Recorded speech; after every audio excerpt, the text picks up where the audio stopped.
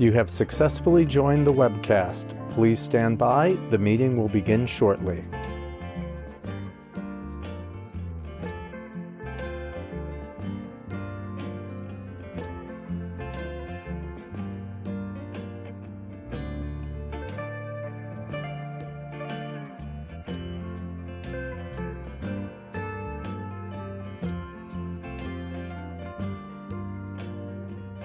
You have successfully joined the webcast. Please stand by. The meeting will begin shortly.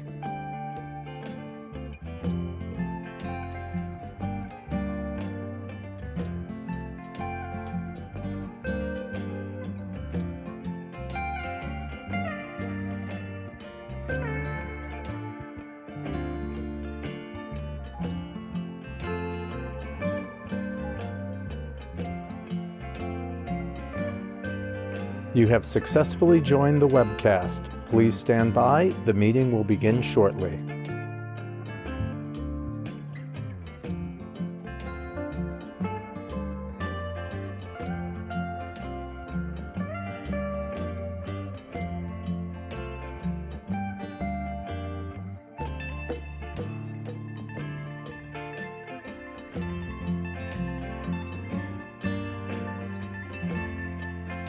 You have successfully joined the webcast. Please stand by. The meeting will begin shortly.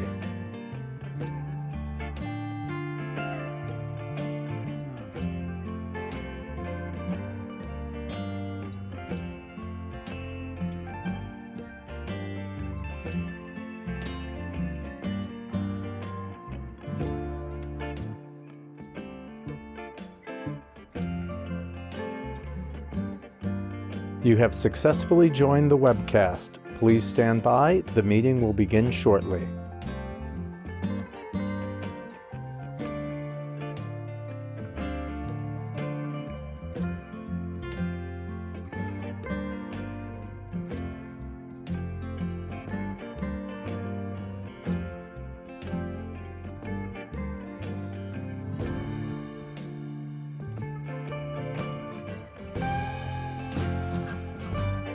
You have successfully joined the webcast. Please stand by. The meeting will begin shortly.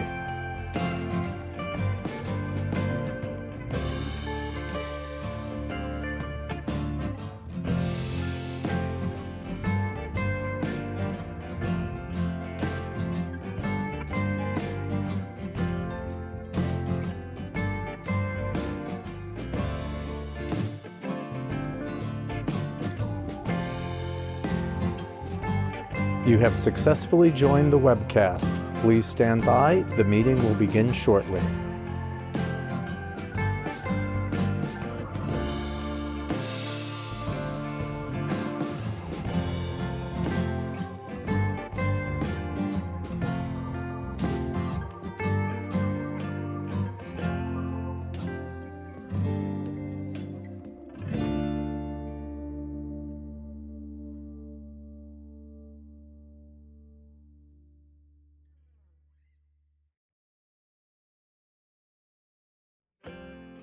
You have successfully joined the webcast. Please stand by. The meeting will begin shortly.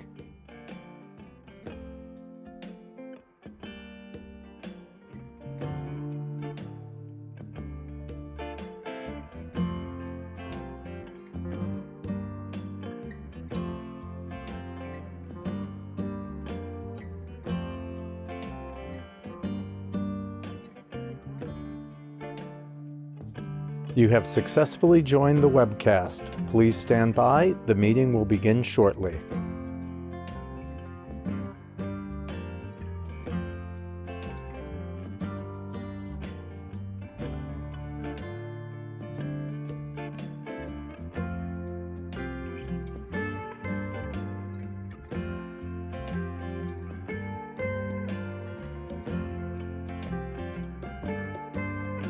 You have successfully joined the webcast. Please stand by. The meeting will begin shortly.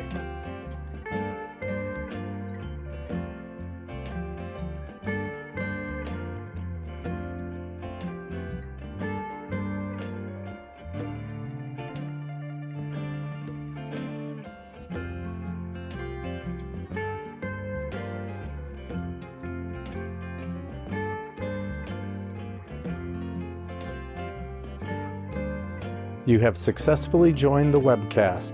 Please stand by. The meeting will begin shortly.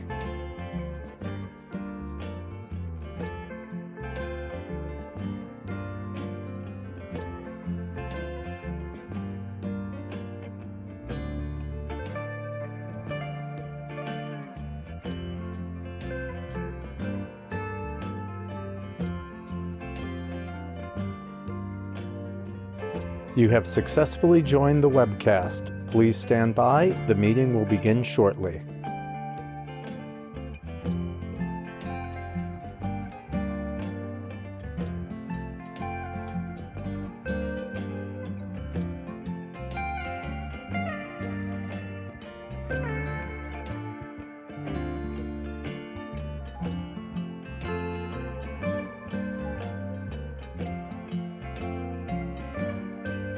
You have successfully joined the webcast. Please stand by. The meeting will begin shortly.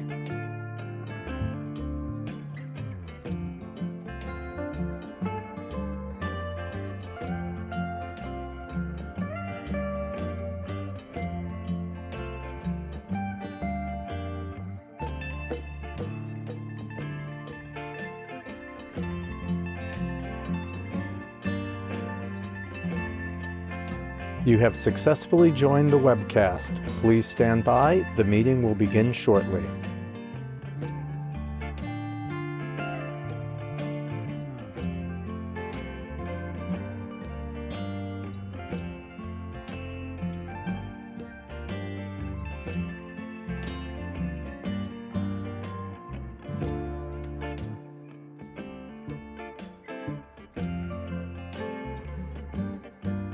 You have successfully joined the webcast. Please stand by. The meeting will begin shortly.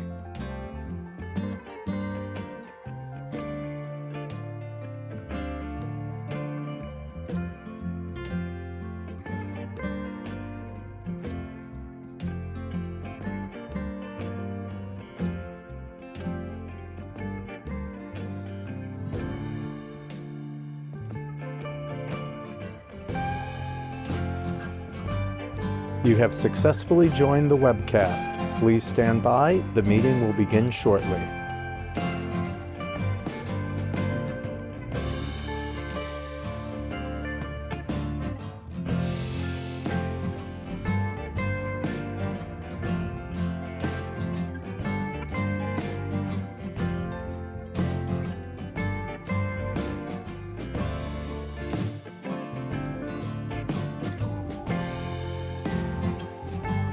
You have successfully joined the webcast. Please stand by. The meeting will begin shortly.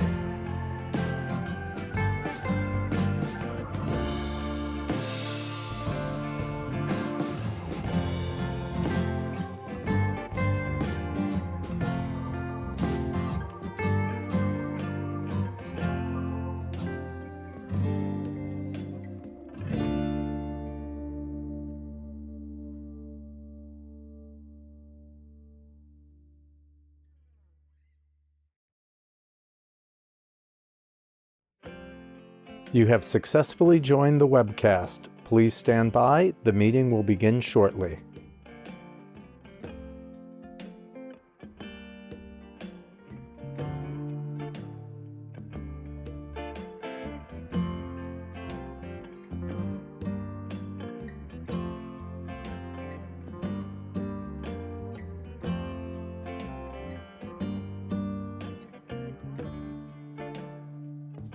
You have successfully joined.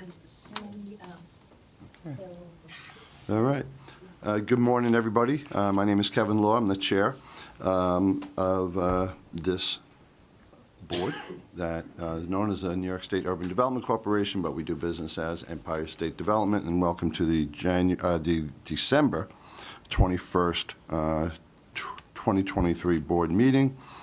Any staff members joining us remotely, please put your phones or laptops on mute until it's your turn to speak. We invited the public to our meeting, noticed the meeting. I do not see any members of the public here with us today. We also gave the public an opportunity to provide written comments to all items on the agenda, and as of yesterday, 12 noon, which was the deadline, we have not received any written comments from the public on any of the items. As always, board members were provided with all of the materials and the backup materials to all the agenda items on today's agenda, and of course are free to ask questions at any time during the meeting. I'll ask if any board members have any items they need to recuse themselves on. I have two items, 2N and items 3AB relating to Stony Brook University. And when we get to those, I'll recuse myself. And I added one, an item V10 relating to CDC of Long Island. So we'll note those conflicts for the record. We'll go around the horn first for the board members and then for the team that's with us here today. And I'll ask the board members to just identify themselves for the record. Michael Rosen, board member. John Wong, board member. And then over here, we have Hope. Hope Knight, ESD. Hilda Rosario Escher, board member. Benson Martin, designee, DFS. Okay, so I'll recognize we do have a quorum for today's meeting, and then I'll ask the rest of the team to identify themselves, or any people that are watching us today, starting with Goldie. Sure. Goldie Wexel, Acting Counsel, ESD. Ray Orlando, Chief Financial Officer. Kathleen Mize, Deputy Chief Financial Officer. Ray Salabarios, Capital Access Team. Joe Taswell, New York City Regional Director. Simone Bethune, Senior Project Manager, Loans and Grants. Elizabeth Luskin, Executive Vice President, Small Business and Technology Development. Arden Sokolow, Executive Vice President, Real Estate. Kevin Eunice, COO. Very good, and who's joining us on the side over there? Raymond Trump on Small Business Development. Scott Lampkin, Loans and Grants. Brandon McCleary, Loans and Grants. All right, great. And Debbie, thanks as always for everything you do to get us organized for the meeting. Our first item under corporate actions is the approval of the minutes from November 16th, 2023. I will move them. John Wong seconds them. Any revisions, comments, or additions? All in favor? Aye. Any opposed? None. The minutes are approved. Next up, we have our esteemed President and CEO, Hope Knight, is going to provide her President's report, and she's going to hate me for this, but I understand it's Hope's birthday today, so we should wish Hope a happy birthday. You can hit me later. I will. Okay, Hope. Thank you, Kevin, and good morning, directors. As the 2023 calendar winds down, things continue to ramp up here at ESD. We've been working closely with Governor Hochul's team in preparation for the 2024 State of the State address on January 9th, and the governor's executive budget, which will follow shortly after that. The next few weeks will be busy as we continue to work on new programs and initiatives that will support economic growth and opportunity for all New Yorkers next year and beyond. Last week, I was in Albany for a very exciting announcement with Governor Hochul, Senator Schumer, and Gillibrand, and our colleagues from New York Creates. The governor announced a $10 billion partnership to bring a next-generation research and development center to the Albany Nanotech Complex. This project firmly positions New York State as a global leader in this space and a top candidate to secure the Federal National Semiconductor Technology Center. Kevin Eunice was integral to this project becoming a reality, and he'll provide much more detail about the governor's announcement during our spotlight presentation. Last week, Governor Hochul also announced a request for proposals for the Cell and Gene Therapy Hub on Long Island. As we double down on boosting New York's life sciences sector, the hub aims to bring the newest and most advanced technologies for development and commercialization of cell and gene therapy here to New York. CGT is one of the fastest growing life sciences fields, and we are positioning New York to be the national leader in these groundbreaking new therapies. ESD will invest $150 million toward the development of this facility. Once completed, the hub will further provide unmatched opportunities for startups, attract companies and talent, and further grow New York's life science cluster. Both these projects are transformational, and they also reflect the incredible success we've had over the past year. Throughout the state, in every region, we're helping businesses of all sizes grow and create jobs. And we're ensuring that all of our small businesses, representing countless different industries, have the resources that they need to compete and succeed. We've eliminated the MWBE certification backlog while celebrating record high utilization in state contracts. Our tourism industry is thriving with record high visitation, direct spending, and economic impact. We're growing our innovation economy from semiconductors and life sciences to drone technology and university-based research and development. We're helping to revitalize downtown areas and communities throughout the state. We're creating new workforce development programs to grow our skilled workers and open new doors to new careers. And we're unlocking housing across the state, supporting the governor's priority to make New York a more affordable place to live and work. These are just a few of the highlights, and each of these could stand on its own merit, but they're happening under the ESD umbrella, and that's a result of the hard work and dedication of everyone on this team. So in closing, in this last meeting of 2023, I'm very proud of what we've accomplished as an agency and as a board. Together, we're building a better and more equitable New York State. I wish you and yours the best of the holiday season. Thank you. All right, well, thank you very much, Hope, and not just a busy month, but quite a busy year you and the team have had. It's really sort of mind-blowing, the amount of accomplishments all year long.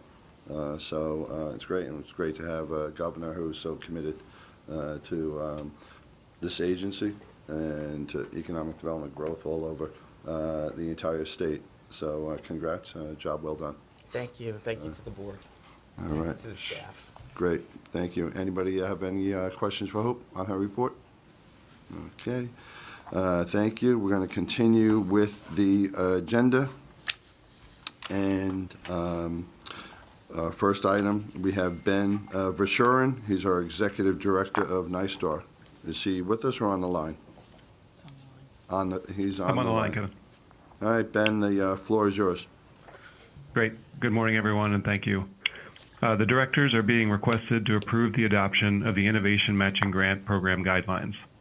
The program was funded for $6 million under the fiscal year 2023-2024 New York State annual budget to award matching grants to small businesses applying for and ultimately receiving federal Small Business Innovation Research, SBIR, or Small Business Technology Transfer, STTR grants to grow small businesses and support the development of new technologies while simultaneously creating jobs and keeping New York State competitive. These funds will be allocated to the corporation from the New York State Department of Economic Development, as grants will be awarded directly to small businesses. A small portion of the funds will be used to support administration of the program. The guidelines set forth the criteria for determining eligibility of small businesses to apply for matching grants, eligible uses of the funds, and the application, review, and notification processes. This funding allocation will be used to... Ben, hold on a sec. There's somebody who doesn't have their line on mute. If you're not speaking, if you're not Ben, please mute your phone. And next month, we're going to have the technology to figure out who it is, because we had this issue last month. So. All right, Ben. All right. I'll pick up. Let me know if I need to go back any further. But, no, you're good. Okay, great. The guidelines set forth the criteria for determining eligibility of small businesses to apply for matching grants, eligible uses of the funds, and the application, review, and notification processes. This funding allocation will be used to establish the program, manage the review process, conduct reviews, oversee administration of the awards, and primarily fund the awards themselves. Award amounts are up to 50% of the corresponding federal grant, not to exceed $100,000 for Phase 1 awards or $200,000 for Phase 2 awards. Awards will be issued until all program funds are depleted. Awarded funds will be used by small businesses to expedite commercialization and generally used to cover a range of expenses, including but not limited to business planning, patents, and marketing studies, all of which complement what is covered by the SBIR, STTR federal awards. ESD staff will open the program to applications and rounds, allocating a portion of the overall award funding to each round. Reviews will be conducted on a rolling basis throughout the round, and award letters will be issued until the round allocation limit has been reached.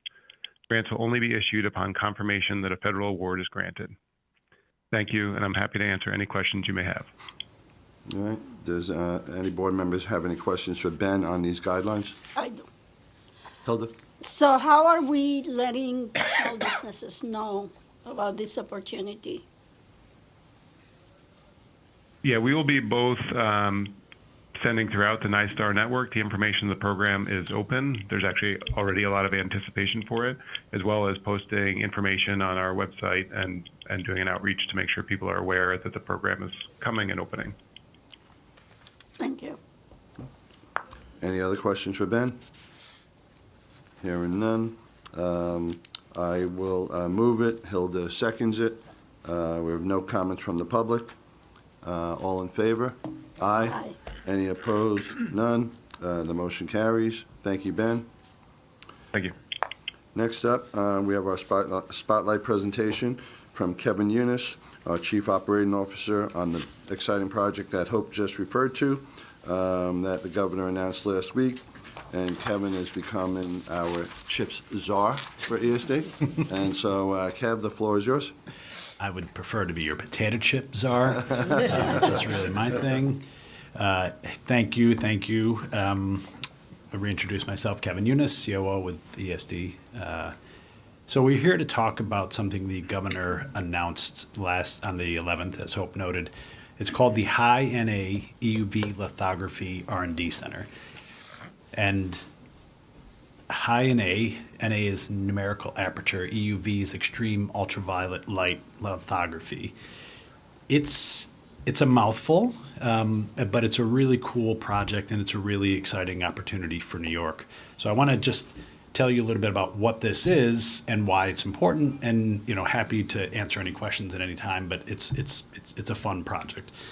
As Hope said, announced by the governor on the 11th, joined by Senators Schumer and Gillibrand, but also, certainly go back. Where am I? There we go. Sorry. Joined by Senator Gillibrand and Senator Schumer, but also leaders of some of the most important semiconductor companies in the world, including IBM, ASML, Micron.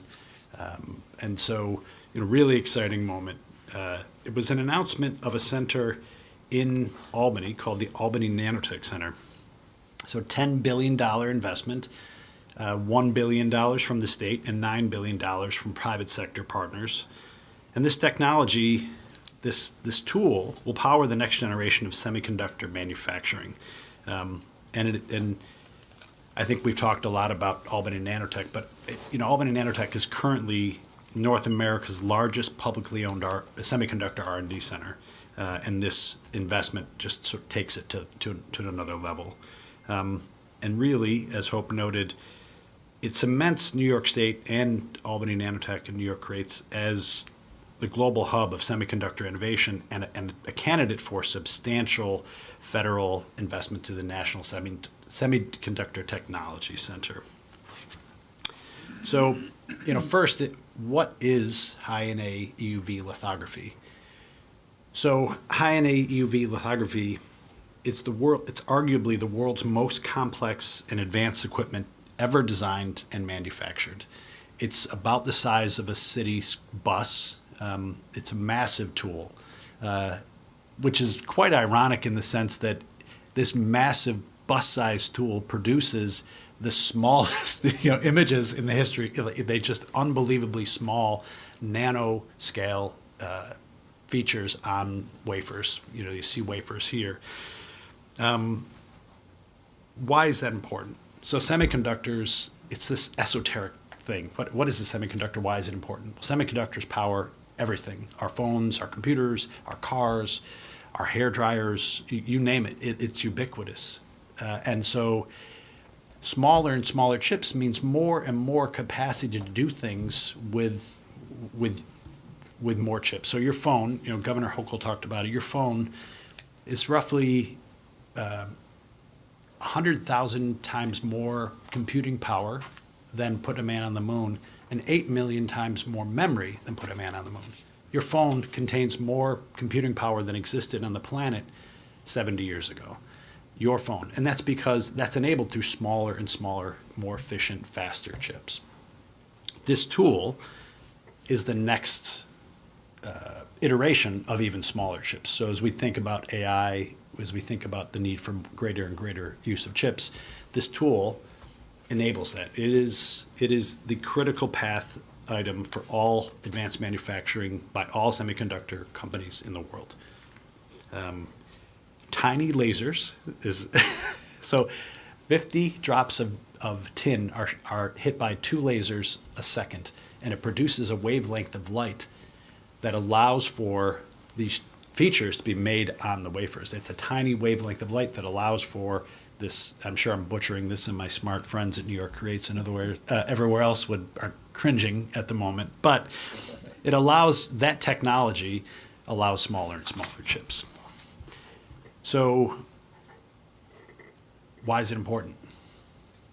As I said, semiconductors are ubiquitous. They are the single most important product in our world economy today. There's nothing that we use electronically that isn't dependent upon semiconductors.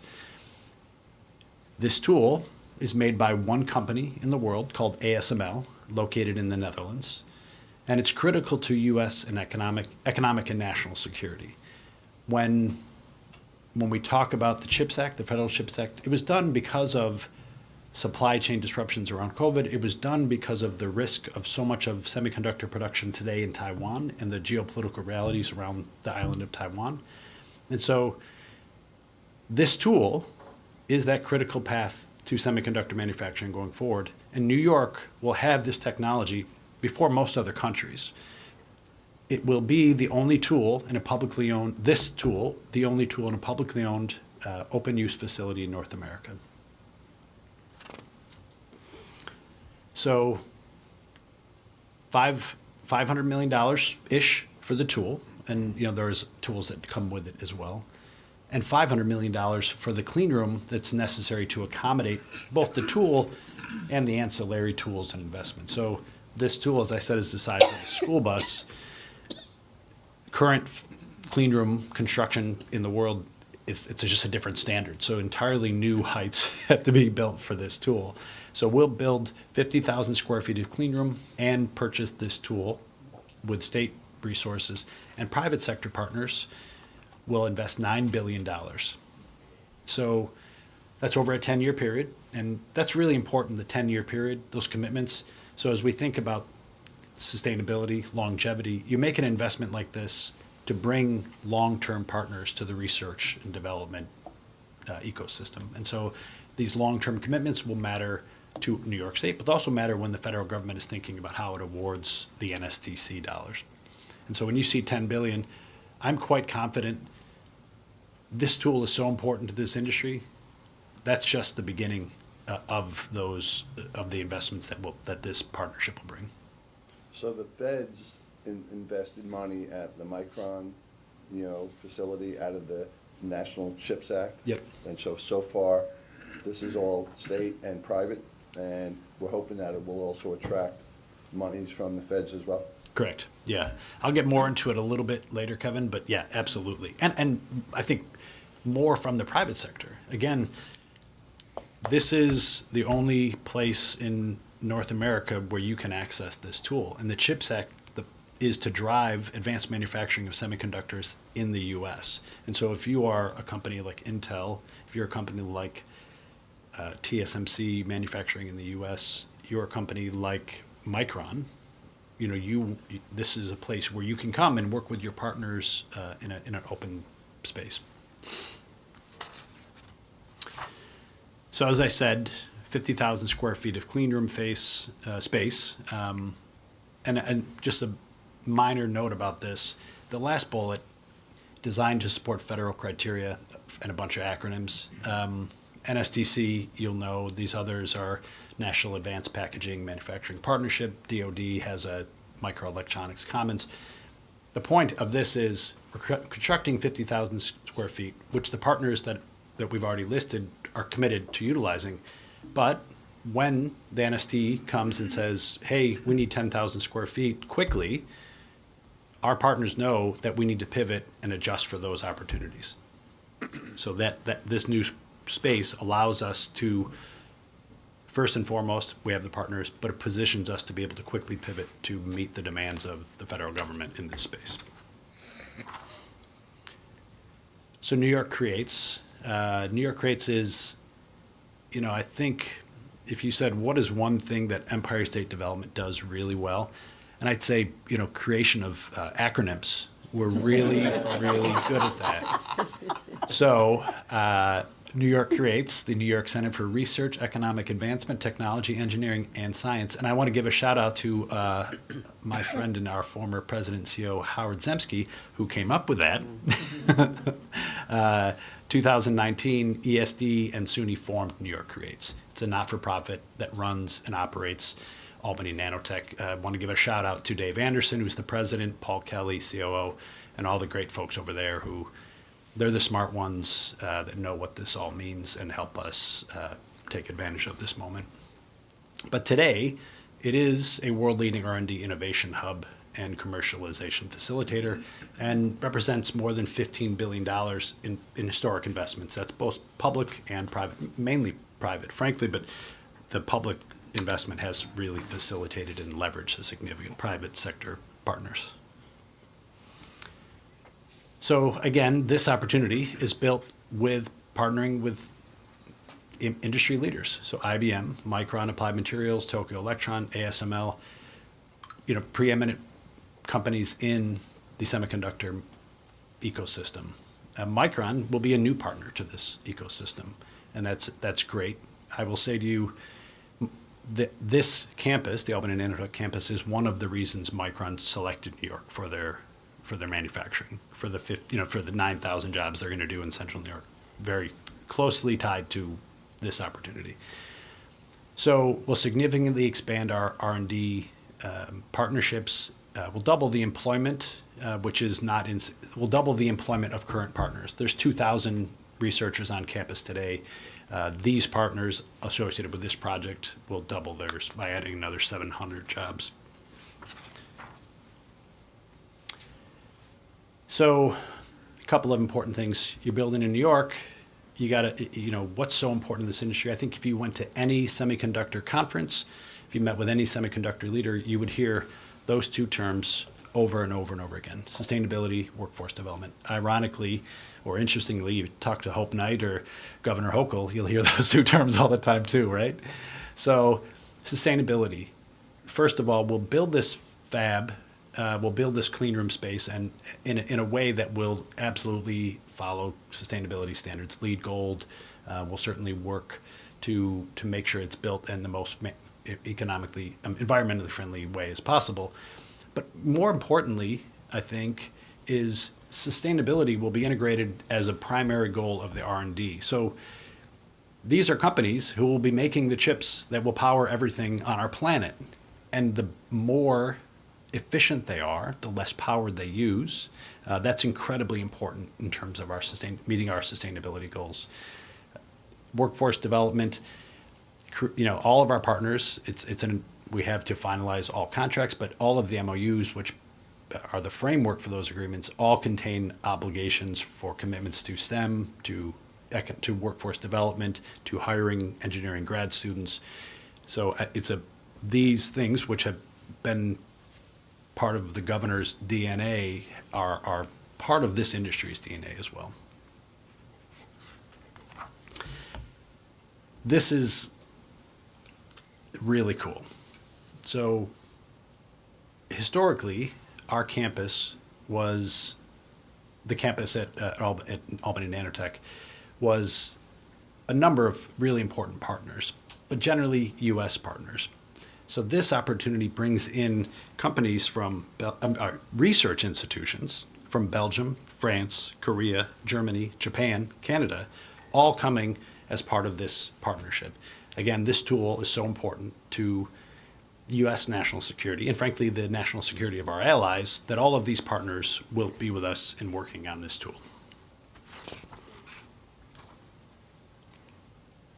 So Kevin, to this NSTC discussion.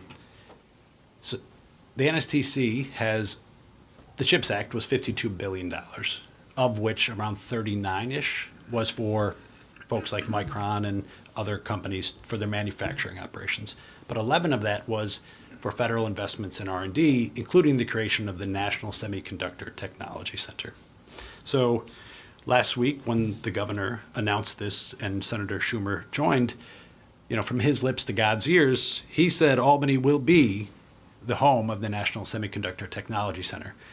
This investment puts us, we were very strong in our bid for that. There isn't another institution in the U.S. like Albany Nanotech, but with this investment, there's no one who will have the capacity to deliver in this moment for the U.S.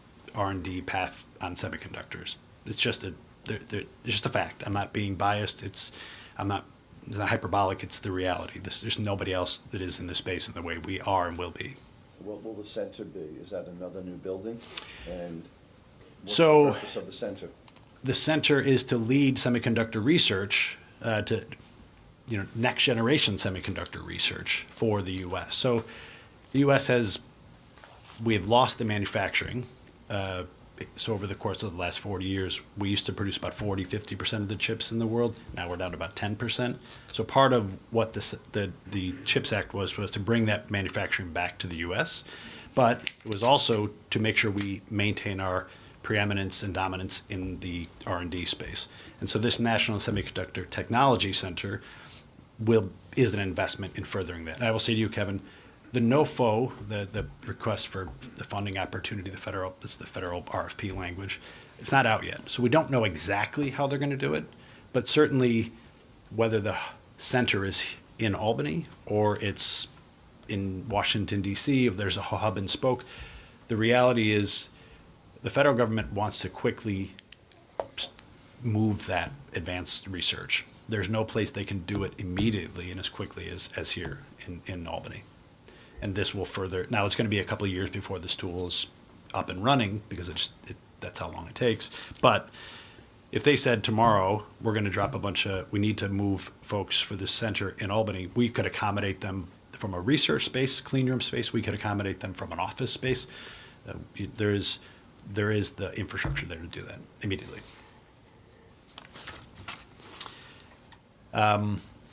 I want to close with just a couple. I thanked, of course, our friends at New York Creates, but Hope Knight, who's just been amazing and supportive and a leader here, the governor who continues to, really invest in this space and recognize the opportunity that exists for New York, and particularly upstate New York. I have a few colleagues, Steve Golick in Buffalo, who will present this item to you, So coming to you next, in a moment. So $1 billion for state funding. Steve Golick will present a $478 million ask for the building. So we need to immediately continue with construction of this building to accommodate when the tool shows up. So Steve will present that item to you. But Steve has been involved in this portfolio as long as I have. He's been a great partner. Kristen DeVoe in our press shop. Brad Willows, who started recently, but has just been a great addition. Yeah, I think that does all my things. But again, amazing team. We always are, I'm pulling in the legal folks. I'm pulling in the finance. We're all just constantly pitching in and doing what's necessary. So without everybody's help and the teamwork and the great partners here, we would never get something this cool done. But I'm happy to answer questions. It's kind of a mind-blowing opportunity for us, I think. It really is. Well done, and thanks for acknowledging all the members of the team. Mike? I'm curious, if this is the state-of-the-art technology moving forward in semiconductors, where is left or are left the non-participants on the private sector side? Where is Intel? What are they going to do? What is AMD and the like? Are they basically forced to come here? No. Or is there a barrier to entry no. from some other state or from some other country building a facility like this to rival this one? One, there's only a handful of these tools in production, so you have to be in line to get one. That takes time. Companies like Intel, TSMC, Micron, they will buy these tools themselves for their production. Absolutely. TSMC and Intel they actually are part owners in ASML. They hold significant stock in ASML, so they'll get some of these tools. Nobody has to come here. Those TSMC more than likely will conduct so much of its research on their own tool in their own space. But for those who are looking to come in a public space, if you're looking to invest as a government, you can't do R&D that only one company. If you're going to spend federal dollars on R&D, it can't just be for the benefit of one company. And so this will be a space where multiple companies can come together and do the research. So lots of folks will get these tools, but this will be one of only probably a couple places in the world where you can do, R&D and partners with other folks. No, Kev, it's really, it's mind-blowing. It's really cool. I was at the Nanotech Center about 10 years ago. I think President Obama was there, if you were there. What happens to all the other semiconductor things that were happening at the Nanotech? Are they sort of now obsolete, or are we heading to this new technology, and we all have whatever version the iPhone is today, 15, 16, but is the old semiconductor stuff that was at Nanotech, are they like now iPhone 1s and 2s? So it's actually, I had an opportunity to go to ASML back last month, and I asked that, so IBM and others were producing 2 nanometer chips, that's incredibly small, using the current technology, EUV technology. So there's currently EUV technology, lithography, at the Albany Nanotech today. And I said, if we're producing 2 nanometer, why do we need this new chip? Why do we need this new machine with so much money? And the reason is this new machine, one, can take it beyond 2 nanometers, but it produces the chip in a way, but it's much more predictable and a much higher quality. So you can't just have, you can produce a 2 nanometer chip, but can you produce tens of thousands and millions of those? So this new machine brings in the ability to predictably and stably produce these really, really, really small chips. But the old machine still has importance in that research and is still used. It's used today. Yes, ultimately, the tools will reach the end of their useful. Right. But today, the EUV machine that's been there since 2009, 2008 is still in use, regular use and in demand.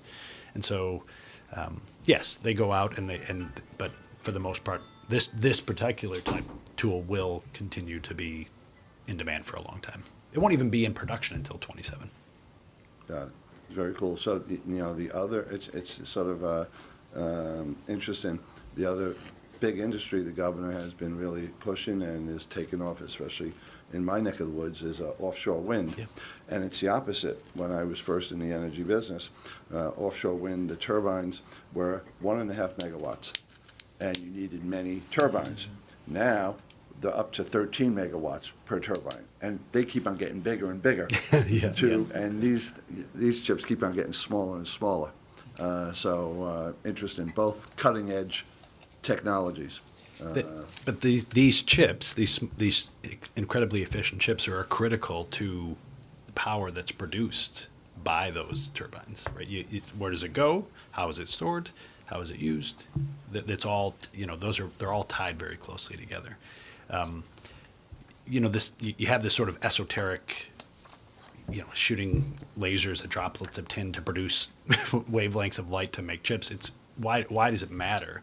Well, it matters, one, obviously we all use the technology, but Micron in particular, if you look at their term sheet, which is on our website, and word search EUV, you'll find they intend to use this tool. So their production in New York, which will employ tens of thousands of people, this tool is part of their path for success. Cool. So it has very real implications about real jobs for real people. Exciting. Yeah, it's cool. Very good. Great presentation. Thank you. Any other questions for Kevin? All right. Now let's go on to the agenda. And just so happens that Steve Golick What a coincidence. is up, and he has 2 separate items to present. One of them related to the item we just learned about. Steve's on the phone? Yeah, I'm here. Thank you. Okay. Kevin kind of stole the thunder, so I'll make it quick. We're asking the board to approve a $478 million grant to New York Creates to build the fab in the clean room on the Albany Nano campus. It's part of the $500 million cost that Kevin stated is for the building. Next year, we'll be back for another $500 million for the actual tool. Earlier in the year, the board already approved $22 million to New York Creates, and they've been using that to start the design of the new fab. And this grant will move the remaining money to finish the design and actually build the facility that will ultimately hold the high-end EUV tool. So today we're asking the board to approve the $478 million grant as that's part of the $500 million total for the facility. Thanks. And these funds were previously approved by the governor and the state legislature in the budget, correct? Yep, it's coming out of I forget the pot that the Division of Budget has, earmarked for this project. And next year there'll be additional funds for the additional Second half. $500 million for the tool. Yep. Got it. All right, very good. I will move this. Mike seconds it. There's no comments from the public on this matter. No other comments from the board. All in favor? Aye. Any opposed? None. The motion carries. Thank you, Steve. Thank you. All right. Next up from the Capital Region is Mike Yeverly, and he has an item to present to us. Thank you, Chairman. Good morning. This is actually somewhat of a coincidence. I think that this project relates a little bit to what we just heard about in an important part of the ecosystem and workforce development related to semiconductor. So today I'll be requesting the directors approve a $2.5 million capital grant to Hudson Valley Community College for a portion of the cost associated with the creation of new training facilities at Hudson Valley's North Campus, including renovations to an existing building and the construction of a new 14,500 square foot facility in the town of Malta, Saratoga County. The project was a CREDC Round 11 priority project as a total project cost of $12.5 million. Hudson Valley Community College is a community college in the SUNY system based in Troy, Rensselaer County, with a satellite campus in Malta. HVCC undertook the expansion project to update and increase its current educational workforce development footprint. The new 14,500 square foot building is adjacent to the existing TechSmart building. TechSmart stands for Training and Education Center for Semiconductor Manufacturing and Alternate and Renewable Technologies. This expanded facility, now dubbed Hudson Valley North, will allow the college to expand enrollment capacity of education and skills training in high-demand healthcare, STEM, and skills trade by up to 20%. It's important to note that this project will expand course offerings and academic and workforce development programs vital to New York State industry partners such as Global Foundries, General Electric, and Regeneron. It will also expand its HVAC technical service classrooms for those skill trade programs and run a registered apprenticeship program as well. So it's a pretty comprehensive workforce development and education center. Good. All right. Well, thank you, Mike. Thank you, Mike. Any questions from any of the directors? Hearing none. We have no comments from the public. So I will move it. Hope seconds it. All in favor? Aye. Any opposed? None. The motion carries. Thank you, Michael. Thank you. Let's move over to Western New York, and we'll hear from Paul Tronalone, our VP for Planning and Policy, and he has two items for us. Good morning, Chairman. Happy holidays, directors, and happy birthday, Hope. For the first item, the directors are asked to approve a capital grant of $3.3 million to the not-for-profit Buffalo AKG Art Museum, formerly known as the Albright Knox Art Gallery, Buffalo's largest art gallery that first opened in 1904. The grant will finance a portion of the cost of a $168 million expansion of the museum campus, the largest since 1962, which includes a new new 90,000 square foot building on the campus, underground parking, and rehabilitation of the museum's existing historic buildings. This ESD grant represents just a portion of the over $47 million that New York State has provided towards the project.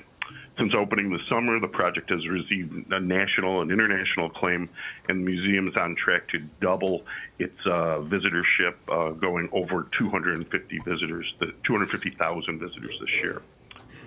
For the second item, the directors are asked to approve a capital grant of $30 million to the Niagara Frontier Transportation Authority, or NFTA, towards design and construction of a $39.5 million program of core and shell improvements to stabilize the historic DL&W rail terminal complex located in the Buffalo River waterfront next to our canal side project. The building now houses maintenance and operations for NFTA's Metro Rail system, along with a new waterfront station that is currently under construction. The planned improvements, including stabilizing the building's concrete decks, roof, windows, masonry, are all together considered a critical next step to enable the NFTA to work with its preferred developer to adaptively reuse space in the building for new private, commercial, retail, and entertainment uses. The project will also involve design and construction of 2 pedestrian bridge connections from the building to KeyBank Center, the city's arena facility and home to the Buffalo Sabres hockey team. With that, I'll answer any questions. Okay. Any board members have any questions? Yeah. The detailed materials were in our package on these items. We have no comments from the public, so I will move them. Hilda seconds them. All in favor? Aye. Aye. Any opposed? None. The Buffalo Art Museum resolution is approved. And now for the DL&W Terminal Core item, I will move it. Benson seconds it. All in favor? Aye. Any opposed? None. The motions carry. Thank you, Paul. Thanks very much. All right, we'll move over to the Finger Lakes region with Laura Fox O'Sullivan, the regional director. Good morning. Thank you, Chairman Law. We're asking the directors to approve a $500,000 capital grant to the Rochester Joint Apprenticeship and Training Trust for a nearly $3 million project from the Regional Council Capital Fund Round 11. The grant supports a portion of the cost to purchase and renovate a 21,500 square foot building in Henrietta to expand classroom space for their electrical apprentice training program. Electrical contractors and union hiring halls have been struggling to keep up with the demand for skilled labor. The apprenticeship training program offered by the Rochester Joint Apprenticeship and Training Committee is a joint trust between International Brotherhood of Electrical Workers Local 86 and the National Electrical Contractors Association, which has been operating this training program since 1980. From a low of 70 active apprentices enrolled in 2015 to a projected enrollment of 200 in 2024, the trust needed to expand their training facility to increase their capacity and expand class sizes and hands-on training capabilities.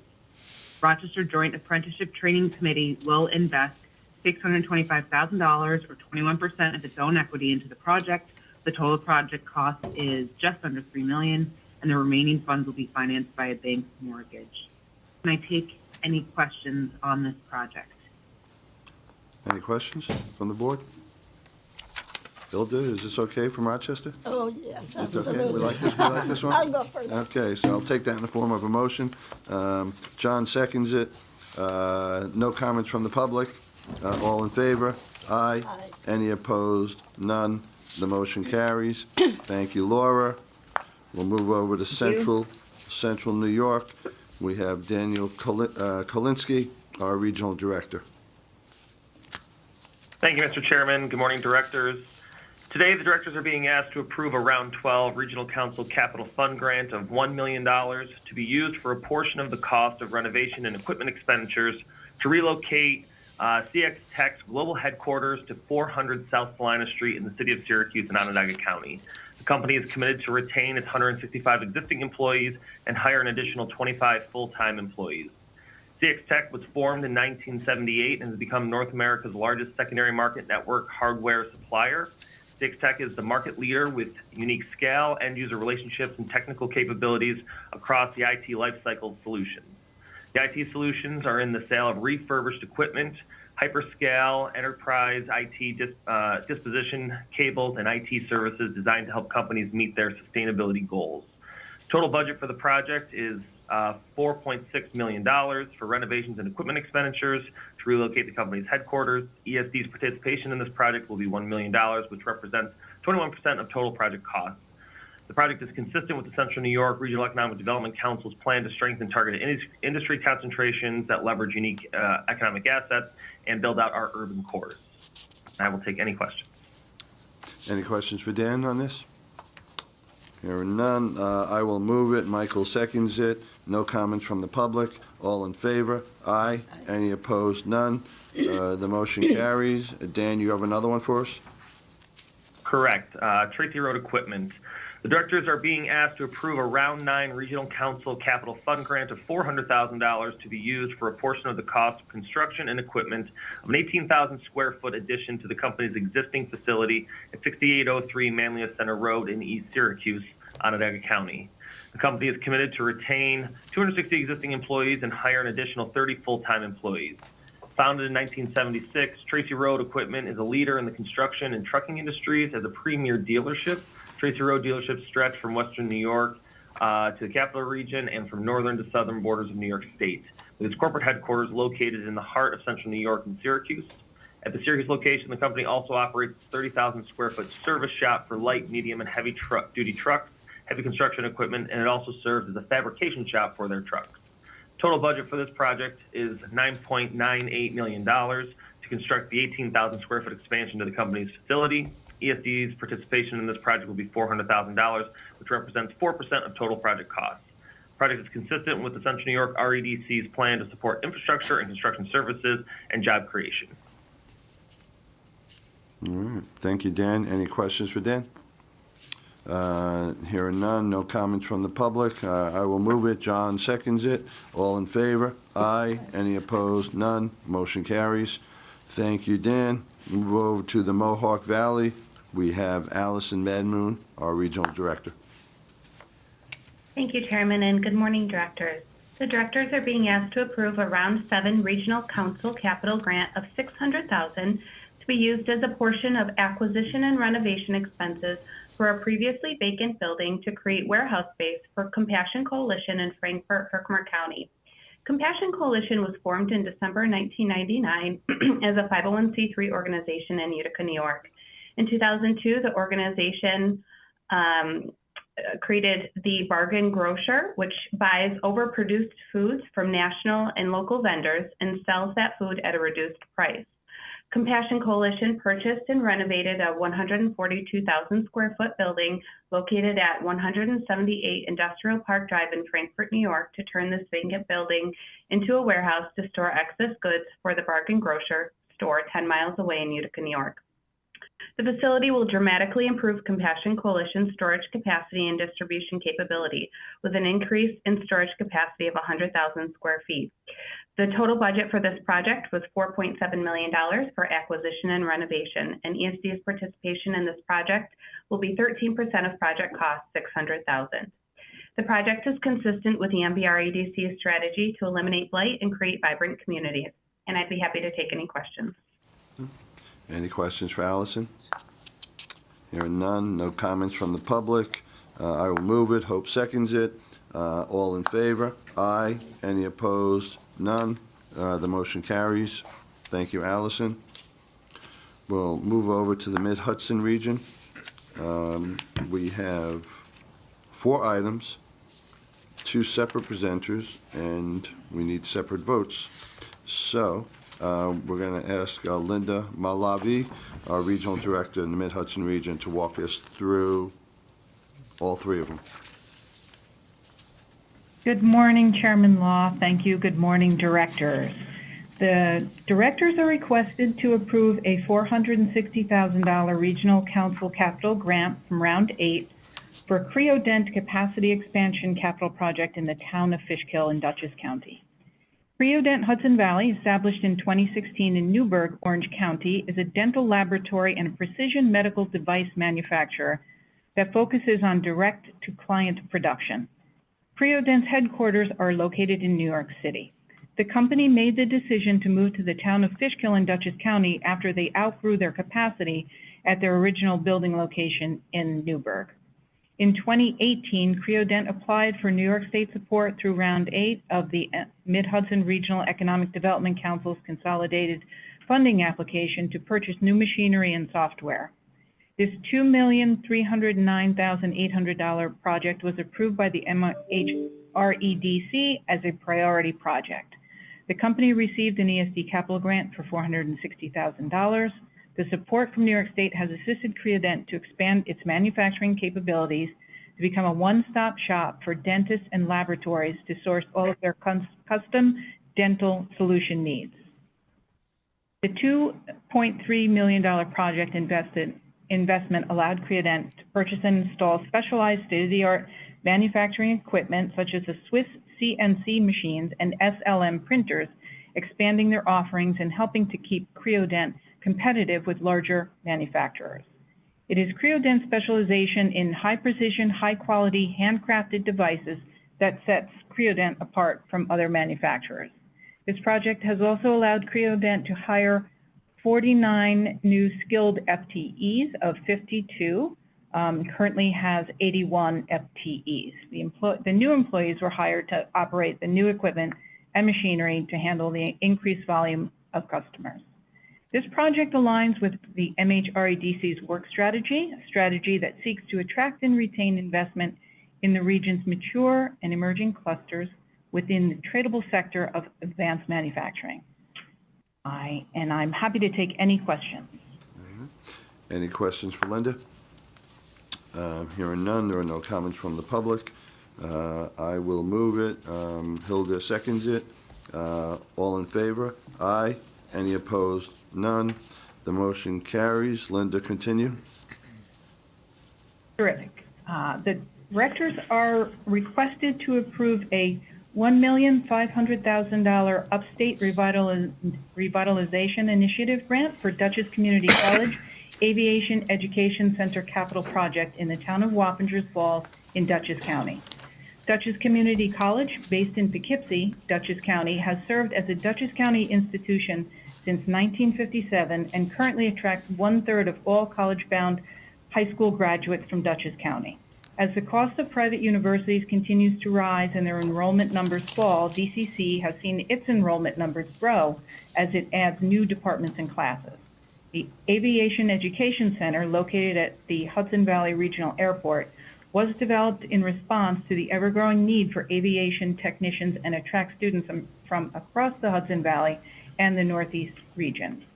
This project involved renovating an unused 10,000 square foot hangar at Hudson Valley Regional Airport and transformed an additional 15,000 square feet for an educational space with classrooms, lecture halls, and administration facilities. The project invested $15,889,000 in new construction and renovations and in machinery and equipment. DCC was able to harness enormous support from the community and the airline industry as they've received donations of retired planes and other aviation equipment. The community and the airline industry saw the need for DCC's vision and leapt at the opportunity to assist with bringing the project to fruition. The DCC Aviation Center is now complete, and the Aviation Maintenance Tech Program is currently able to host 75 students a year. DCC is always looking for ways to expand their class sizes, as the program has a month-long waiting list. There are 2 paths within the program: airframe and power plant technician certificate programs and the Aviation Maintenance Tech Associates in Applied Sciences. By operating their programs on a rolling basis, students can start on their own schedule and graduate in 12 months for the APC program and 20 months for the AMC program. These students are often hired by major and local airlines prior to their graduation with starting salaries of around $70,000 annually that can quickly to increase to well over $100,000 with experience. In addition, DCC was able to hire an additional 6 FTEs to administer this new department, including 3 instructors.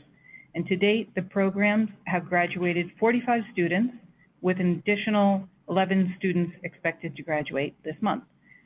The expansion program expansion project developed by DCC aligns with MHREDC's work and LIVE strategies. Those strategies seek to revitalize and restore and repurpose existing assets that will stimulate job creation, inspire innovation, and retain and attract residents.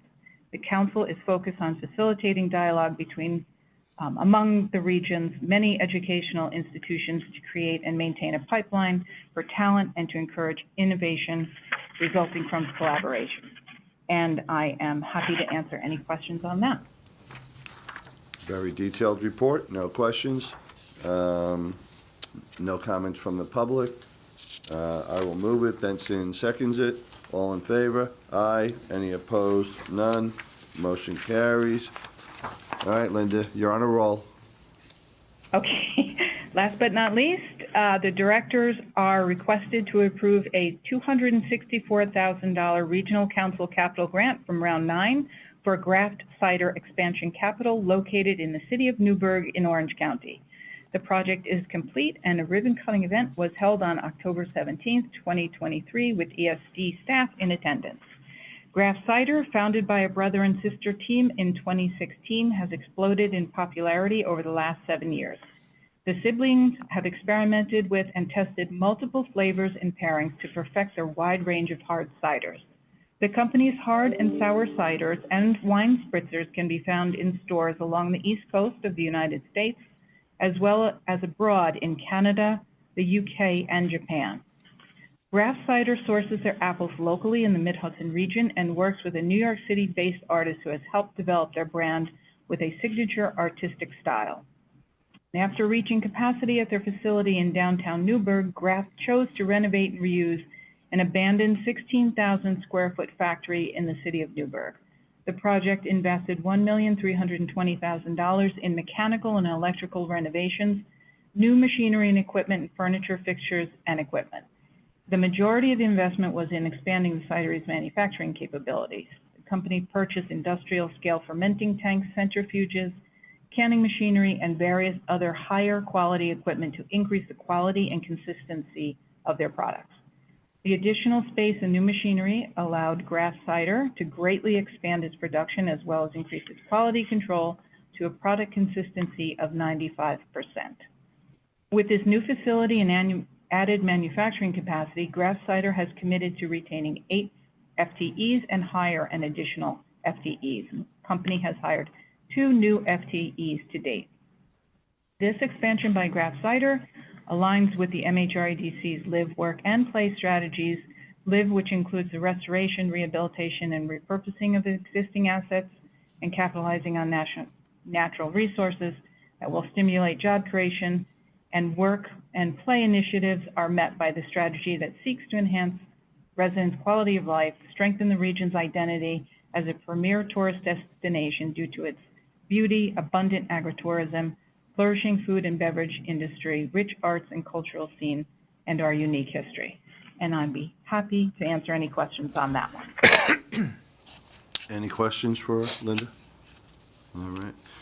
Hearing none, no comments from the public. I will move it. John seconds it. All in favor? Aye. Any opposed? None. Thank you, Linda. Thank you. We have Ray Salaberios in person with us here today for the next item. Good morning, Mr. Chairman. Good morning, directors.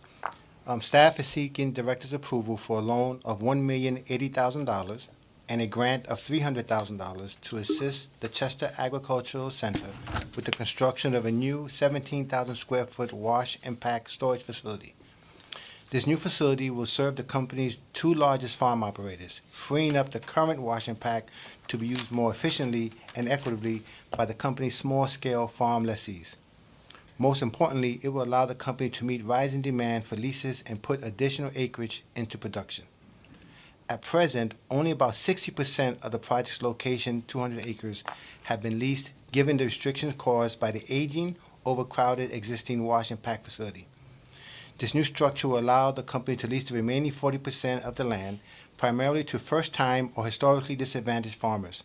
Maximizing the lease capacity on the property will make the project financially sustainable and self-sufficient. The project will also make farming each farmers more affordable to farmers who cannot afford the entry costs associated with farming, including BIPOC farmers. The farmers each will have their own business model and sell markets in New York City and Hudson Valley and surrounding communities. Thank you, and I'm ready to answer any questions. Chair, I just want to make a comment. I went to an event, I guess that was last spring. Yes. And what's so neat about this project is it creates great accessibility for folks that want to go into farming. You can rent your plot of land. What are the fees for them? I mean, really affordable. There's a scaling slide on the fees. Yeah, Really affordable. okay, really affordable. So really giving folks the opportunity to engage in that activity if they want to try it. Very neat.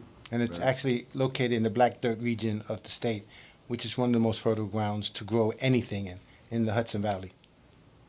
Very good. What are they growing? Different produces, most tomatoes, things that sell. I think the most important aspect of it, I think Hope mentioned, is that it's going to allow for more BIPOC farmers to have access to farming techniques and farming support. Right. Any cannabis? That I should let's just say it's on the agenda. Got it. Very good. All right, Ray. Any other questions for Ray? Hearing none, we have no comments from the public. So I will move it. Michael seconds it. All in favor? Aye. Any opposed? None. The motion carries. Thanks, Ray.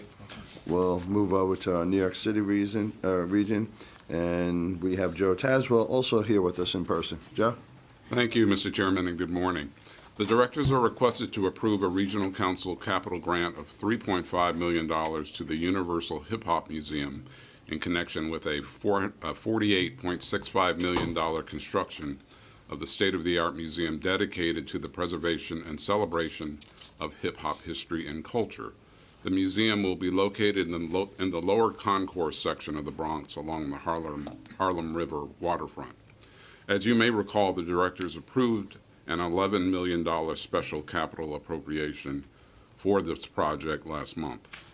The project was designated as a New York City Regional Council Priority Project in REDC Round 9 in support of state and regional strategies to support downtown revitalization and tourism.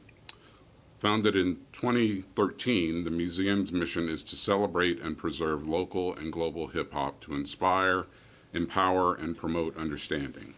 It seeks to do this by providing multi-generational audiences worldwide access to a comprehensive study of hip-hop culture's past, present, and future via digital media platforms, live events, touring pop-ups, and permanent exhibits.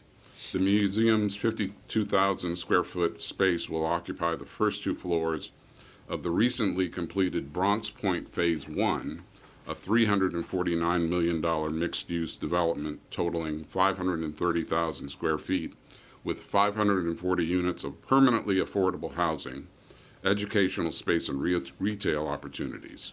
The developer of Bronx Point is L&M Development Partners. The project will result in 50 new jobs, 10 of which have already been created, and the project is expected to be completed in May 2025. As the museum has met the first disbursement milestone, we're asking the board to authorize the release of grant funds. Thank you. Very good. And it's supposed to be done and open to the public in spring of '25? Yes, June. June 20. Very good. All right, exciting. All right, thanks, Joe. Any questions from the board? And we have no comments from the public. I will move it. Hope seconds it. All in favor? Aye. Any opposed? None. The motion carries. Thanks, Joe. Is that all you get today? Yes, it is. You're up. That's good. All right, let's move to Long Island, and we have Kara Longworth, our regional director out there, and she has two items for us. And is this the first one? Yeah, the first one I'll be recusing myself on. Kara, the floor is yours. Thank you, Chairman Law. Good morning, directors. We're asking the board approve a regional council grant of $469,074 to the Research Foundation for the State University of New York on behalf of Stony Brook University. This was for the purchase and installation of equipment for its cyclotron and radiochemistry lab, which is located within the Medical and Research Translation Building, otherwise known as the MART building. This is the total project cost for this project was just under $4.7 million, and the project is complete. This was a round 5 priority project for the Long Island Regional Council as it aligns with the council's strategy to support innovation and research and development in the life sciences. 200,000 square foot MART building is the anchor of medical research at Stony Brook University. This cyclotron and radiochemistry lab located within the MART building is centered on producing short-lived positron emission tomography or PET radiopharmaceuticals. With a small amount of these radioactive materials and special cameras and computers, small changes in organs at the cellular level can be identified. This facility can assist with the early detection of conditions and develop new therapies and treatments for heart disease, cancer, infectious diseases, and brain disorders. This grant was used to purchase and install the cyclotron, hot cells, production boxes, and all supporting lab equipment for this cyclotron and radiochemistry lab. The project is complete and the lab is fully operational. I'm happy to answer any questions. All right. Thank you, Kara. Anybody have any questions? As said, I am the chairman of the Stony Brook University Council, and I'll recuse myself. So, Hope, I see you want to make a motion, and Hilda, you'll second it. Absolutely. All in favor? Aye. And let the record reflect my recusal. All right, Kara, you got another project for us? I do, thank you, Chairman. Again, sticking with the life sciences, we're asking the directors to approve a regional council grant for up to $1 million to NYU Langone hospitals to pay for a portion of the construction, equipment, and furnishing of the NYU Long Island School of Medicine. The total project cost was just over $9.4 million, and this project is also complete.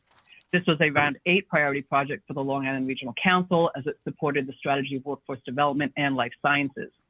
This started in 2018 when then Winthrop Hospital applied for this grant to construct a medical school located within its Mineola Research Institute by converting 8,200 square feet of unused space in the 95,000 square foot research facility, which, by the way, we had supported with a regional council grant in previous years.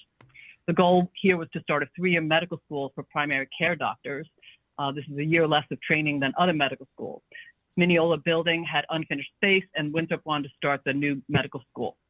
The building is only 1 block from then Winthrop Hospital, so it allows for a big walking distance and collaboration between the classrooms and the labs and the practical learning space at the hospital for these doctors in training. In January 2019, ESD made the $1 million award, and less than a year later, Winthrop and NYU Langone merged. NYU Langone also operates a larger medical school in New York City, and the 2 campuses operate as one entity now. This project makes an impact in the national shortage of primary care doctors. It's the only 3-year medical school in the country. NYU gets 4,000 applications for 24 available med school seats every year in this program. And the students at NYU Langone Medical School pay 0 tuition, regardless of need. The project is complete, the funds are spent, and the medical school is fully operational with students already attending and graduating. The first class came in 2019. They have graduated. 40% of them stayed within the NYU system, and 85% of them stayed in New York and are practicing here. Happy to answer any questions on this project. Great, thanks, Kara. Any questions for Kara? Hearing none, no comments from the public. I will move it. Michael seconds it. All in favor? Aye. Any opposed? None. The motion carries. Thank you, Kara. Okay, we're going to go to the Restore New York Communities Capital Grant. And we have Simone Bethune with us, our Senior Project Manager and Coordinator of Projects for Loans and Grants. Thank you, Chairman Law. For Restore New York category, I just have one project. The directors are being asked to approve a $1 million Round 5 Restore New York grant to the town of Irondequoit in the Finger Lakes region for construction and renovation of a 623 square foot vacant shopping mall, the largest vacant building in Monroe County. The new development will be known as Skyview on the Ridge and was listed as a priority project and a pipeline initiative in the Finger Lakes RADC 2012 progress report, and also identified as a priority in Irondequoit's 2014 adopted comprehensive master plan. The approximately $2.9 million development, which was completed in 2022, features a 157-unit affordable senior housing project and a 41,000 square foot community center for the town. The remainder of the space is being considered for lease by not-for-profit advocacy groups and residential storage. And I can take any questions. Anybody have any questions for Simone?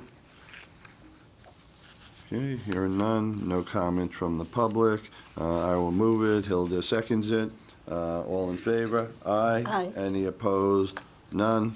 The motion carries. And now Simone is going to continue. We have some at the direction of projects. Yes, thank you. As a reminder, at the direction of grants, refer to those commitments listed in the New York State budget that enhance the state's communities through cultural, educational, research and development, and civic organizations. These projects originate from the governor or the New York State Assembly or Senate, and ESD is named to administer the funding. ESD does not select the recipients of funding. So for the first item, we're seeking director's approval of a fiscal year 2022-2023 $10 million special capital appropriation grant made at the direction of Assembly Member Angelo Santabarbara of the 11th District to West Yard Properties, LLC. West Yard is a privately held real estate development company that is undertaking a revitalization project to build a new 100,000 square foot event center in Schenectady, which will serve as the new home of Union College Division I men's and women's hockey programs. The center will also host concert shows and regional sporting events while supplementing Schenectady's tourism initiatives and driving additional economic benefit to the existing Mohawk Harbor entertainment venues, such as Rivers Casino and 3 local restaurants. Once complete, the facility will hold up to 2,300 seats for hockey events and 3,500 seats for concerts. The project contributes to the continued transformation of a former blighted area and offers new amenities to individuals residing in and visiting the city of Schenectady. The grantee is hoping to break ground in January for this $50 million project. And the second item, sorry. Simone, do we, one vote or 2 votes? For this, you can do one vote. Okay, thank you. So continue, Simone. Okay. The second item we're requesting director's approval for is a fiscal year 2022-23 $1 million local assistance award made available to the Research Foundation for SUNY Stony Brook University at the direction of State Assemblyman Stephen C. Engelbright of the 4th District of the New York State Assembly.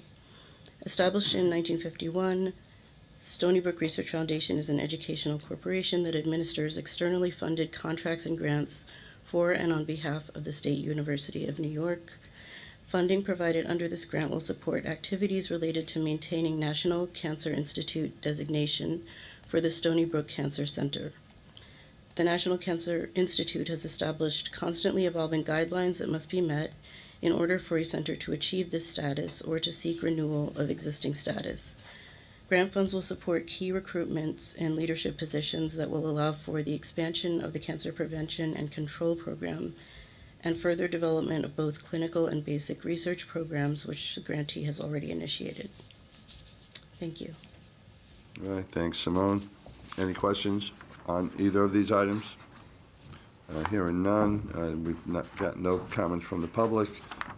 Because of the Stony Brook matter, I'll recuse myself again. So I see Hope wants to move it and Hilda wants to second it. All in favor? Aye. Any opposed? None? And I abstain, so the motion carries.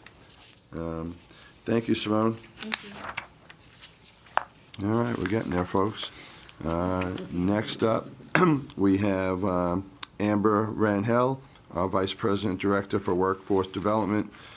And it's 3 different matters and 3 different votes. Thank you, Chair, and good morning, Directors. The Directors are being requested to approve the release of funding for the Office of Strategic Workforce Development Pay for Performance Program Operating Grant to Rochester Institute of Technology, or RIT, in the amount of $999,000. The Office of Strategic Workforce Development launched its grant program in October 2022 as part of Governor Hochul's $350 million investment in workforce development in the enacted in the fiscal year 2023 budget. The office has $150 million in grant funding for 2 program tracks, a $35 million workforce capital grant program, and a $115 million pay for performance program that has an operating grant and the achievement-based capacity building awards that are data and metrics driven. RIT applied for the pay for performance operating grant through round 1 of the Office of Strategic Workforce Development grant funding. Based on the recommendation of the Office and ESD Commissioner, an incentive proposal was signed agreeing to provide $999,000 in funding. The funding will be used to create skills frameworks and assessments in partnership with industry for non-degree certification programs RIT is developing for the construction industry, advanced manufacturing, IT, and cybersecurity. Training and assessments will be informed by the skills framework to develop effective trainings and determine appropriate career pathways for training and participants.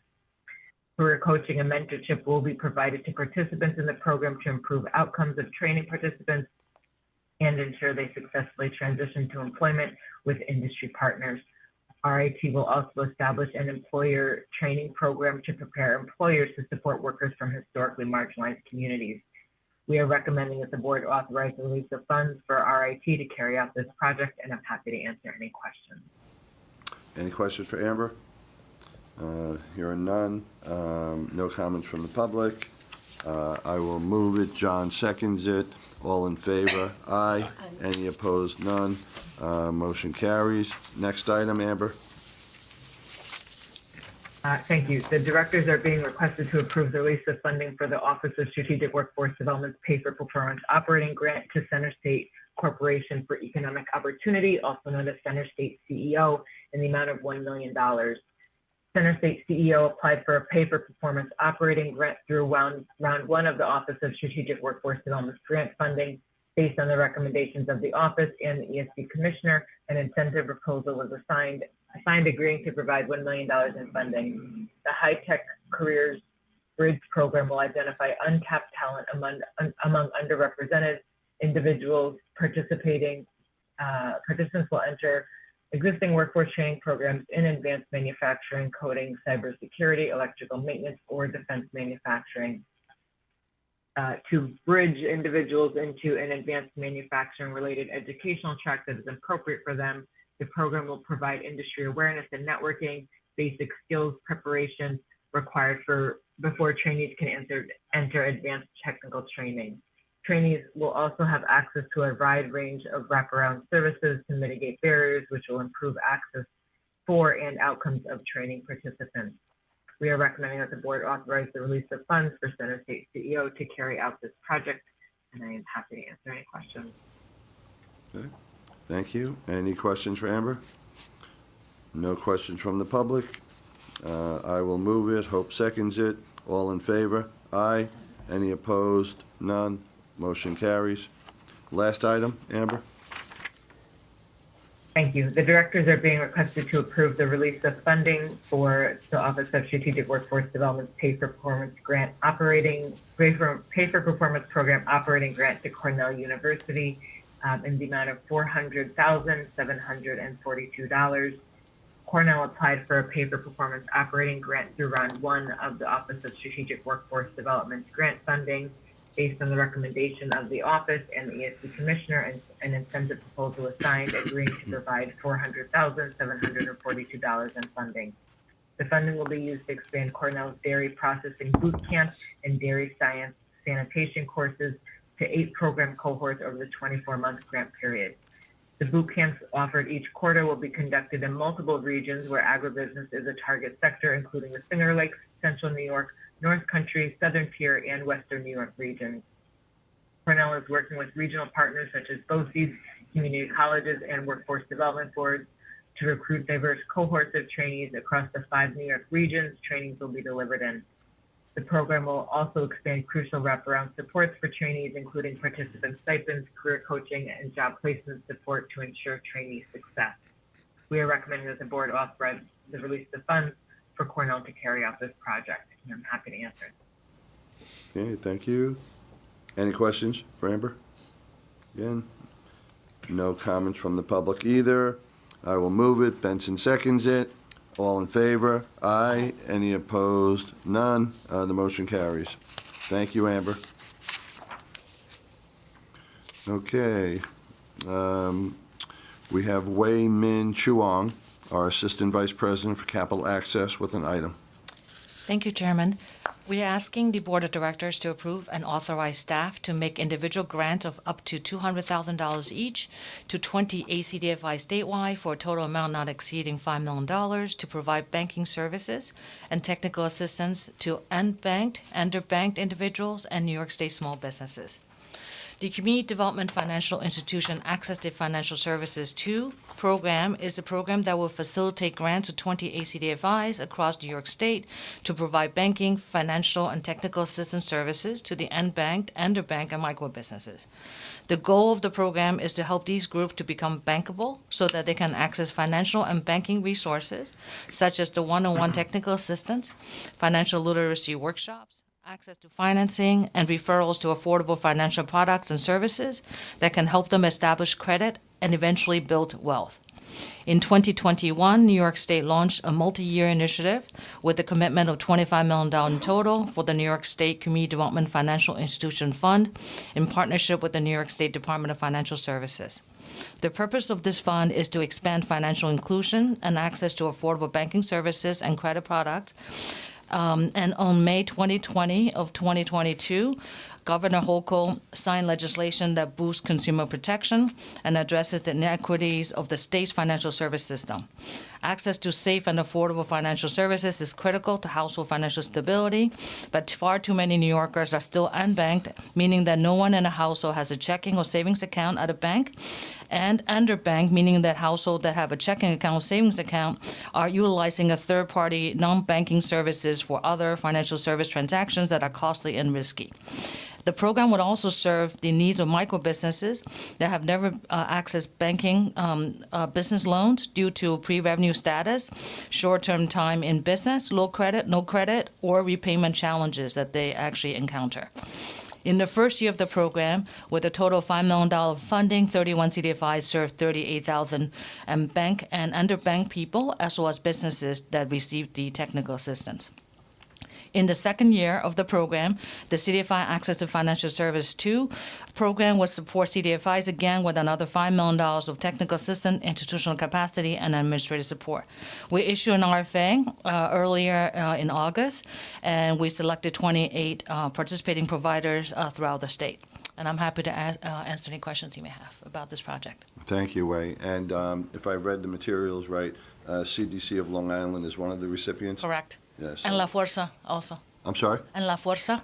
Yes. Yeah, which So- caters to Hispanic communities. Got it. And so one of my partners serves on the board of CDC, so I'll abstain, but I think it's a great initiative. You know, we all take for granted, you know, we have our ATM cards, we do our banking online, or we're still writing checks, and there are a lot of people out there struggling who don't have, you know, typical banking services, so it sounds like a great program. Yeah, in actually a recent study that came out, actually 6% of New York households actually don't have any bank, like unbanked, and 12% are underbanked, and particularly minority groups. Wow. Great. So great. Thanks for sharing. Yeah. So Hope wants to move this. Hilda seconds it. All in favor? Any opposed? Let the record know my abstention. So thank you, Wei. Thank you. Motion approved. And there were no comments from the public on that. All right. We've come to the last item on the agenda, which is the administrative action items. We have a bunch of items that Doug Janice, our senior counsel, will walk us through, and then we'll take one vote at the end. Doug? Thank you, Chairman. Good morning and happy holidays, directors. As the chairman just reminded you, in order to help streamline our board meetings, we previously implemented an oral summary presentation process in connection with the administrative actions section of our agenda. So you receive a full set of written descriptive materials for each of these items in your materials, as you have for this meeting.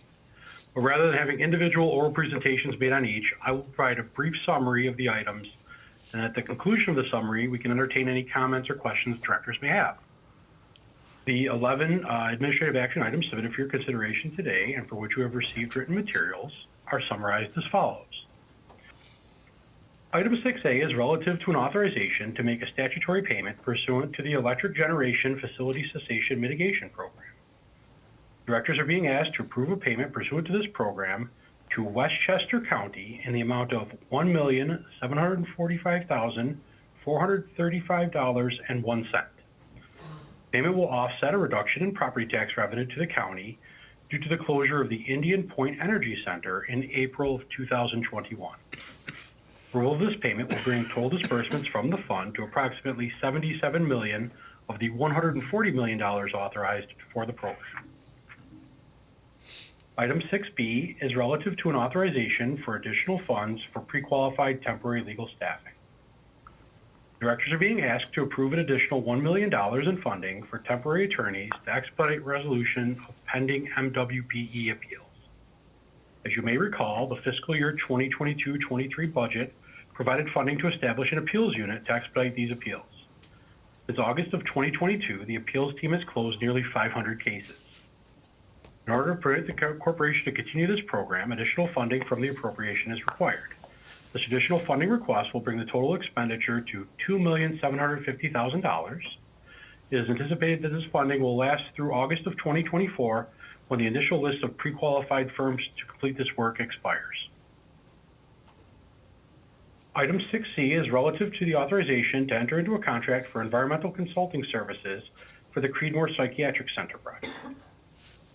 Directors are asked to authorize entering into a contract with VHB Engineering, Surveying, Landscape Architecture, and Geology, PC, to provide environmental consulting services for the redevelopment of approximately 58 acres of vacant and underutilized land at the Creedmoor Psychiatric Center campus located in eastern Queens.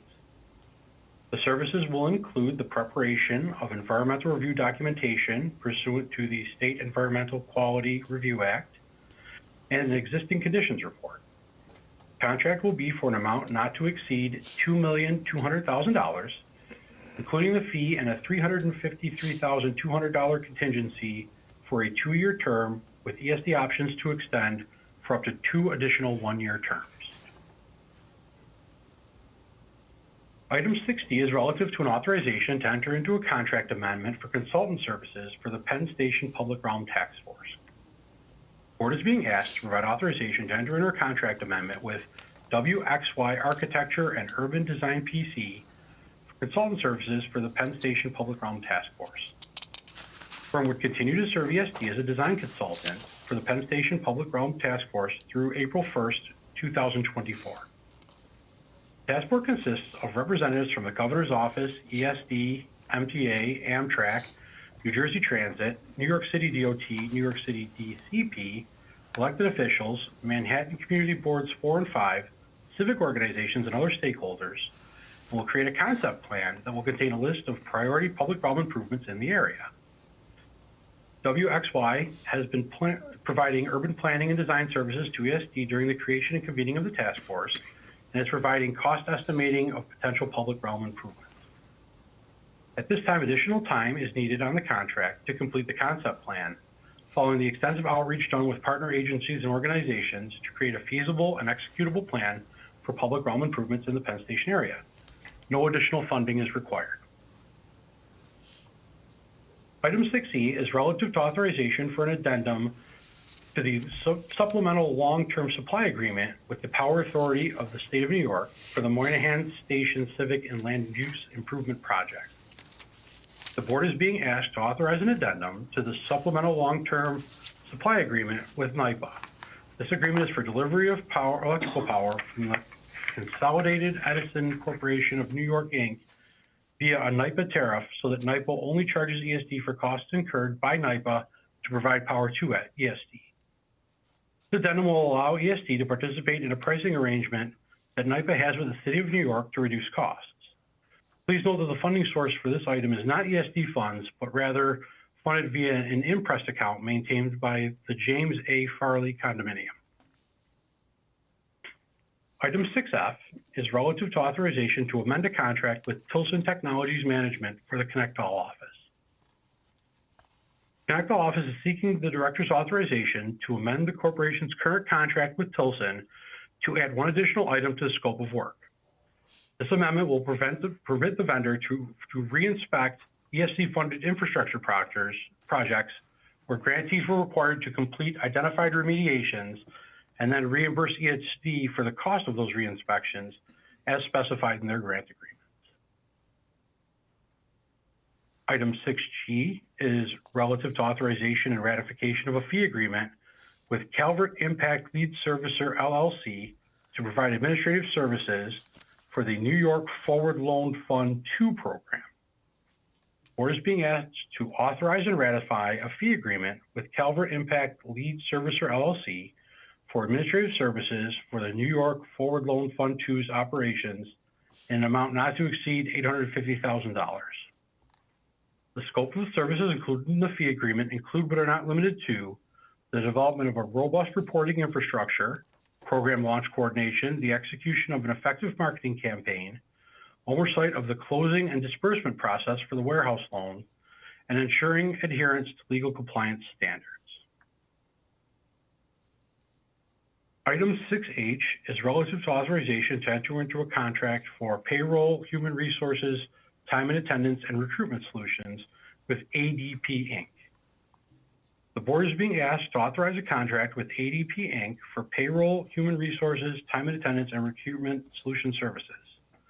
The term for the contract is 3 years with the option for ESD to renew for up to 2 additional one-year terms. The contract amount is not to exceed $321,300, which includes a 10% contingency. Item 6I is relative to authorization to enter into a contract for actuarial valuation services. The board is being asked to authorize a contract with Danziger and Markoff LLP for actuarial valuation services. Services are required by Government Accounting Standards Board Statement number 75. Because ESD provides continued medical insurance coverage through the Empire Plan for employees who retire under certain conditions, the corporation is required to follow the accounting and disclosure requirements under GASB 75. The annually reported information must be included as a footnote to ESD's audited financial statements.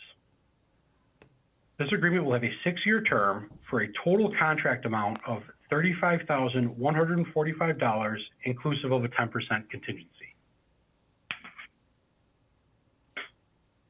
Item 6J is relative to authorization to enter into a contract for networking equipment and Juniper support and maintenance services for the new ESD offices. Directors are requested to authorize a contract with Converge One for the purchase of networking equipment required at the new office located at 655 3rd Avenue, New York, New York. Converge One will also provide Juniper maintenance support by monitoring, troubleshooting, and optimizing the network to keep it functioning efficiently during the term of the contract. The contract is for 3 years and a total amount not to exceed $418,766.91. And finally, item 6K is relative to authorization to enter into a contract for the purchase of computer equipment for the new ESD offices. Directors are being asked to authorize a contract with Dell Marketing for the purchase of new equipment, computers, and hardware for the new offices located at 665 3rd Street, New York, New York. Contract amount is $291,149.74. This item, along with item 6J, are essential to ensure continuity of service and functionality as ESD transitions into its new office space in 2024. With that, I will now turn it back to our chair, who will call for any questions or comments you may have on any of these items before calling for a vote. We also have item-related staff on the line today as well to take any questions. Thank you. Great. Thank you, Doug. That's a lot of information, a lot of different items. But it takes all these types of agreements to keep the bus here, running and operating. So does anybody have any questions? All right, hearing none. We have no questions from the public. I will move it. Mike seconds it. All in favor? Aye. Any opposed? None. The motion carries. That's our official agenda. Does any board member have any other item they wish to raise at this point? Okay, hearing none. Our next meeting is going to be on January 18th, 2024. At that point, I think Hope will have for us the meeting schedule for the rest of the year, so we could diary our You'll send that out, so the calendar will be, and were you able to streamline a little bit? A little. We try to reduce the calendar a little bit to not have to meet every month. But anything is progress, so Yes, that's good. right. But you see, every month, there's so many things on the agenda anyway, so that's why we need to Yeah. meet. But, Debbie will send that out, or Jane will. So I want to thank everybody for participating in the meeting. If you celebrated Hanukkah, I hope it was a nice one. If you're celebrating Christmas, I wish you a very merry and a happy new year. And again, want to wish Hope a happy birthday, and hopefully she'll get home before 9 o'clock tonight and be able to have a nice dinner with the family. And so that's it. Motion to adjourn by Michael, second. All in favor? We're adjourned. Merry and happy. Thank you all.